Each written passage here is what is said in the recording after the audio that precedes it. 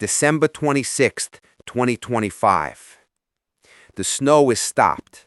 The world outside is pristine and silent, the ground hidden under a thick shroud of snow that has fallen over the past week. The generator sputters on, a lone, defiant heartbeat against the encroaching cold. For the last 24 hours, I have done nothing but stare at the chemical formula sketched in my notebook, the blueprint for a living tomb. The question is no longer a scientific one. It is a moral calculus for which I have no training. Is a conscious prison better than a raging monster? Is a silent, living death preferable to a violent, mindless one? I look at the security monitor, at Sarah thrashing against her restraints during a rage episode, her face a mask of feral hatred, and I feel a wave of revulsion. That is not my wife. That is the virus wearing her skin. But then the rage subsides, and she is left weeping, her body trembling with exhaustion and shame. In those moments, I can see her. I can see the woman I love, trapped and terrified, looking out through the bars of her own eyes. And I know the virus hasn't won yet. Her mind is still in there, fighting. My serum would end that fight.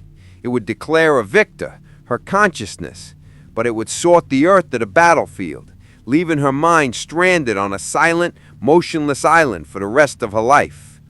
Is that a rescue, or is it a more refined form of damnation? I spent the morning trying to talk to Lily. I kept the conversation simple, telling her that Mommy was very sick and that I was working on a medicine to make her better. She is a smart girl, too smart. She sees the exhaustion in my eyes, the tremor in my hands.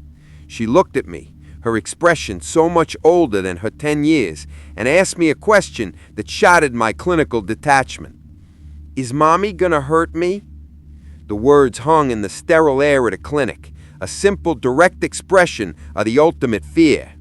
It wasn't about the virus, what is science, or the philosophical horror of it all.